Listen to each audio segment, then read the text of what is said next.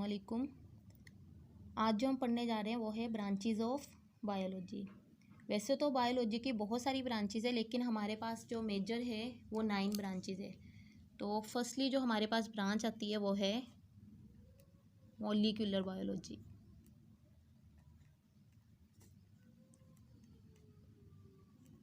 Molecular biology जो है, इसमें सिंपली हम किसके बारे में पढ़ते हैं? मॉलिक्यूल्स के बारे में पढ़ते हैं। वो मॉलिक्यूल्स जो कि हमारे पास सेल को बनाते हैं। स्टडी ऑफ मॉलिक्यूल्स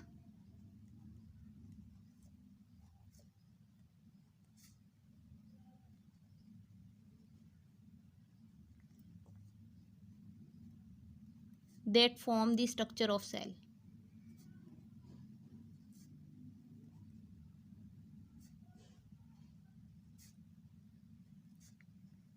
वो मॉलिक्यूल्स, उन मॉलिक्यूल्स की स्टडी करते हैं मॉलिक्यूलर बायोलॉजी की, जो के हमारे पास सेल की स्ट्रक्चर को बनाते हैं। सेकंड नंबर पे जो हमारे पास हैं वो है माइक्रोबायोलॉजी। इसका जिक्र हम पहले भी कर चुके हैं कि माइक्रोबायोलॉजी क्या होती है। सिंपली माइक्रो की मीनिंग हमारे पास क्या है? Very small. Bio means life, logo means study.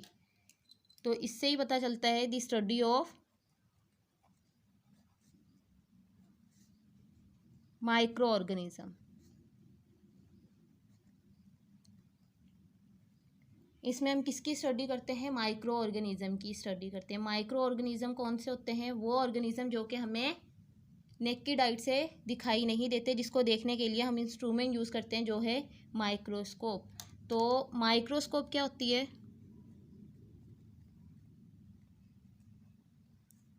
हमारे पास ये जो है ये है इंस्ट्रूमेंट,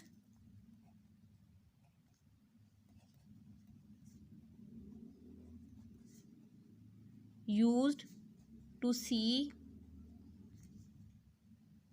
very small object। यहाँ पे हम लिखेंगे लिविंग ऑर्गेनिज्म,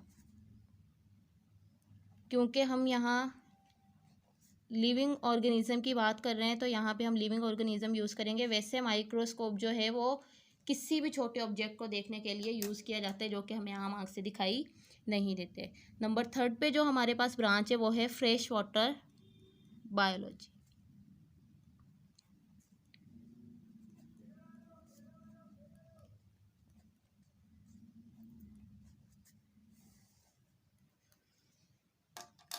इसमें जो हम ऐसे जानदारों की स्टडी करते हैं जो कि फ्रेश वाटर में पाए जाते हैं। सिंपली स्टडी ऑफ ऑर्गेनिज्म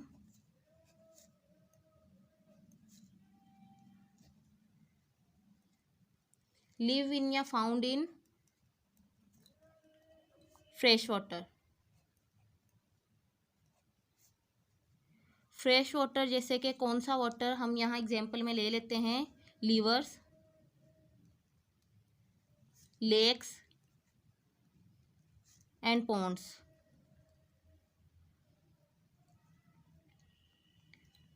ऐसे ऑर्गेनिज्म जो कि हमारे पास फ्रेश वाटर, लीवर, लेक्स और पॉन्ड्स में पाए जाते हैं, हम उनकी स्टडी किस में करते हैं? फ्रेश वाटर बायोलॉजी में। नंबर 4 पे जो हमारे पास ब्रांच है वो है marine biology.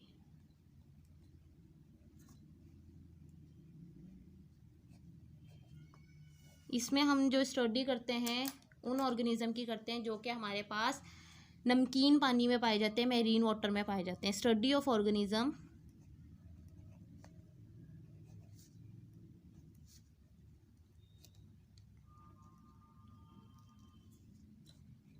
Live in sea and ocean. जो कि हमारे पास सी और ओशन में पाए जाते हैं ऑर्गेनिज्म, उनकी स्टडी हम किस में करते हैं? मेरीन बायोलॉजी में। नंबर 5 में हमारे पास जो ब्रांच है वो है environmental biology. Environmental biology. Environmental biology में हम किस चीज़ के बारे में पढ़ते हैं? Study of environment and it's effects on organism. Environment की स्टडी करते हैं और उसके जो इफेक्ट्स होते हैं किस पे?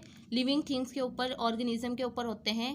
उनकी जो स्टडी की जाती है वो एनवायरमेंटल बायोलॉजी में की जाती है। Study of organism, study of environment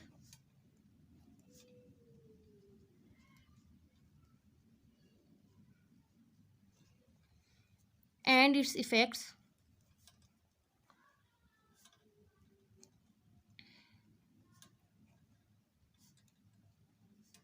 on living organism.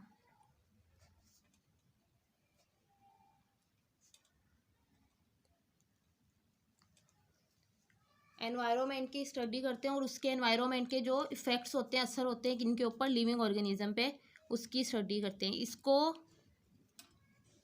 Also called ecology, ecology भी इसको कहा जाता है।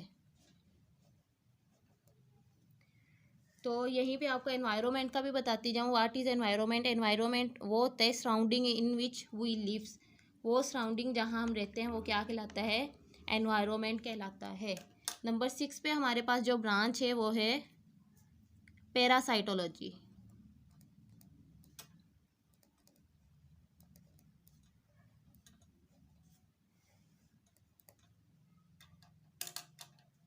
स्टडी ऑफ पैरासाइट्स, इसमें हम किसकी स्टडी करते हैं?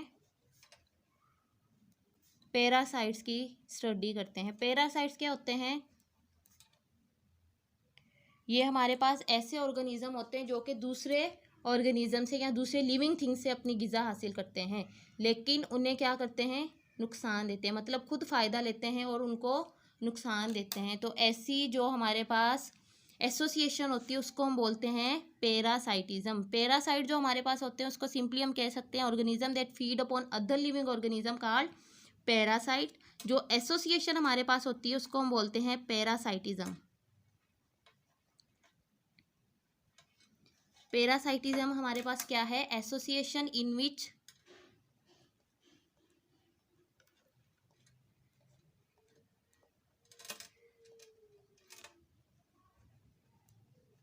one get benefit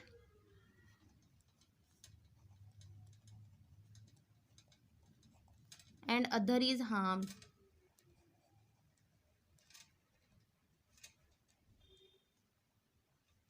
ये हमारे पास वो एसोसिएशन होती है, ऐसा ताल्लुक होता है जिसमें क्या होता है? ऐसी रिलेशनशिप होती है जिसमें एक जो है उसको फ़ायदा होता है, दूसरे को क्या होता है?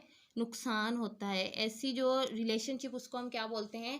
पैरासाइटिज्म। जिसको फ़ायदा होगा वो हमारे पास कहलाएगा पार्टनर कहलाएगा, और जो के हार्म होगा वो होस्ट होगा। ठीक है, जो पैरासाइट होगा वो हमारे पास क्या होगा?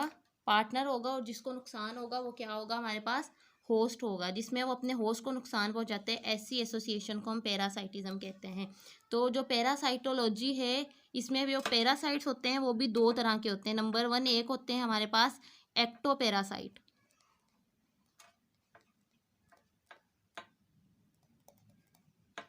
एक्टो की मीनिंग क्या है? Simply outside, parasite means beside. ऐसे लिविंग ऑर्गेनिज्म जो के नुकसान पहुंचाते हैं लेकिन सेल से बाहर वो ऑर्गेनिज्म जो के होस्ट से बाहर, होस्ट के सेल से बाहर रह के नुकसान पहुंचाते हैं वो हमारे पास क्या कहलाते हैं? Ectoparasite. Live outside the host cell, live outside, जो के होस्ट सेल के आउटसाइड रह के नुकसान पहुंचाते हैं वो हमारे पास क्या कहलाते हैं? एक्टोपैरासाइट। इसकी एग्जांपल में हमारे पास आ जाएंगे मॉस्किटो। मॉस्किटो देखें, मॉस्किटो क्या होता है? ये जो है एक पैरासाइट, और ये कौन सा पैरासाइट है?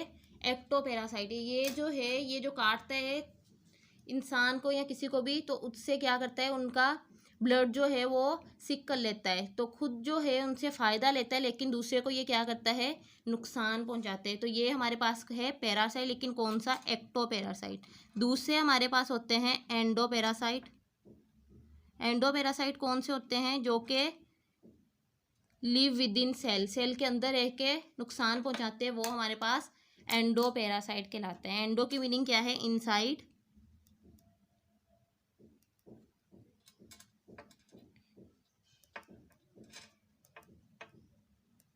Live inside the host cell, वो हमारे पास क्या होते हैं, एंडोपेरासाइट। और एंडोपेरासाइट की एग्जांपल है हमारे पास प्लाज्मोडियम। प्लाज्मोडियम जो है ये हमारे पास है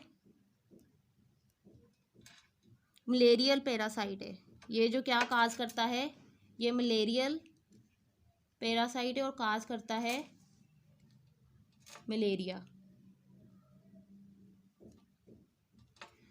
इसको राइट डाउन कर लें आप लोग जल्दी से।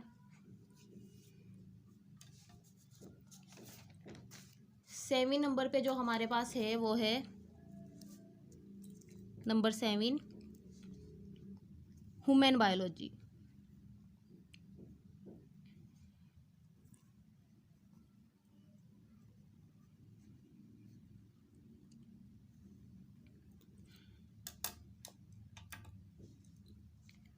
ह्यूमन बायोलॉजी क्या है, study of all aspects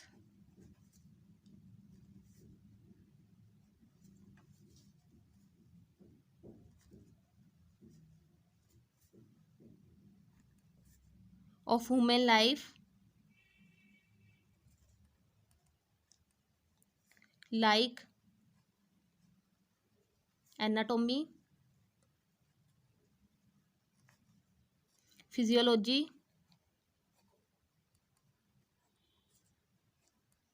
and evolution। Human biology जो है हमारे पास, इसमें हम किसके बारे में पढ़ते हैं, ह्यूमन्स के बारे में पढ़ते हैं, लेकिन ह्यूमन्स के एस्पेक्ट्स असर के बारे में पढ़ते हैं जो ह्यूमन लाइफ पे होते हैं, उसकी एनाटॉमी पे, उसकी फिजियोलॉजी जिस्मानी पे, एवोल्यूशन मीन्स के उसमें जो चेंजिंग आ रही है उसके बारे में जो हम पढ़ते हैं वो ह्यूमन बायोलॉजी में पढ़ते हैं। नंबर 8 पे जो है हमारे पास वो है सोशल बायोलॉजी।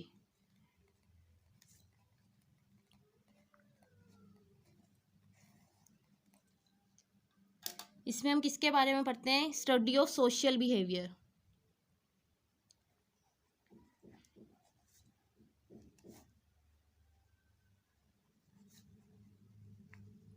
बिहेवियर हमारे पास क्या होता है, रिस्पॉन्स ऑफ एन एनिमल, किसी भी एनिमल का जो रिस्पॉन्स होता है वो हमारे पास क्या होता है, बिहेवियर। नंबर 9 लास्ट ब्रांच है जो वो है बायोटेक्नोलॉजी।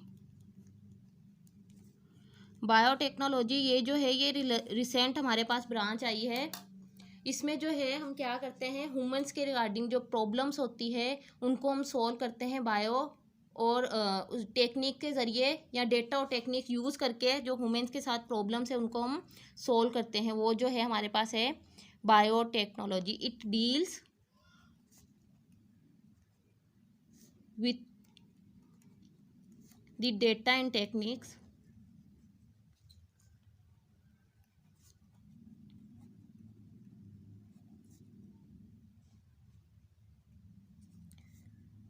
used for the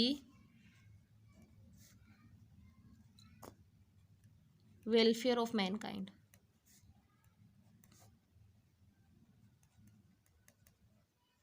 हम जो है डेटा और टेक्निक्स को यूज़ करते हैं किसके लिए, इंसान जात की भलाई के लिए। जैसे कि फॉर एग्जांपल इसकी एग्जांपल हम ले लें, हम जो इंसुलिन है वो हमारे पास एक हार्मोन्स है, they decrease the blood sugar level. अगर ये जो है ये जो ट्रीट करता है किसको करता है, अगर वुमेन को कोई डिजीज़ हो जाए, डायबिटीज़ हो जाए तो उसको ये ट्रीट करता है। तो ये क्या है, हम इंसुलिन जो बनाते हैं वो बायोटेक्नोलॉजी के ज़रिए बनाई जाती है। ठीक है, इसमें आज के टॉपिक में अगर आपको कोई क्वेश्चन या कन्फ्यूजन हो तो आप कमेंट्स के ज़रिए हमसे पूछ सकते हैं।